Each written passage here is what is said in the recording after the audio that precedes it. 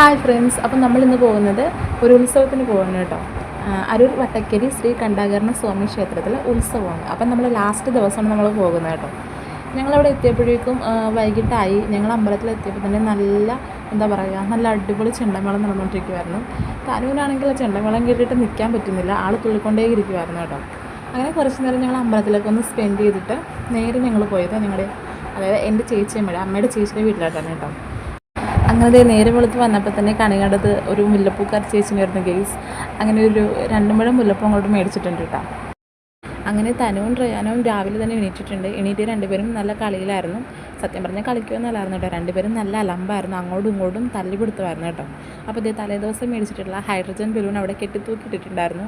അതെടുത്ത് അവളുടെ കയ്യിലോട്ട് കൊടുത്തിട്ടുണ്ട്. അപ്പോൾ അമ്മ പറഞ്ഞാൽ ഞാൻ പിള്ളേരായിട്ട് ഒന്ന് അമ്പലപ്പുറം വരെ നടന്നിട്ട് വരാമെന്ന് പറഞ്ഞ് പോയിട്ടുണ്ടായിരുന്നു കേട്ടോ. അങ്ങനെ ഞങ്ങൾ തിരിച്ച് വീട്ടിലോട്ട് നടന്നു വരുമ്പോൾ പുക വരുന്നു. ഞാൻ അമ്മേൻ്റെ ചോദിച്ചതിൻ്റെ അമ്മ പുക വരുന്നതെന്ന് ചോദിച്ചപ്പോൾ അമ്മ പറഞ്ഞു അത് തടി ചുടുവാണെന്ന് പറഞ്ഞു. വട്ടക്കരിയിലെ പ്രധാനപ്പെട്ട ഒരു വഴിപാടാണ് തടി.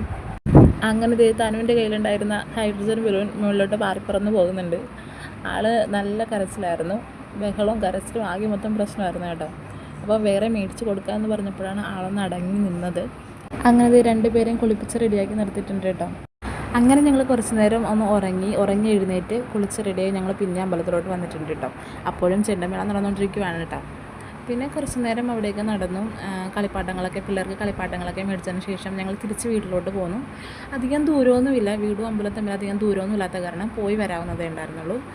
അങ്ങനെ പിന്നെ കുറച്ച് രാത്രിയൊക്കെ കഴിഞ്ഞിട്ട് പിന്നെ കഥകളി കാണാനായിട്ടാണ് ഞങ്ങൾ പോയത്.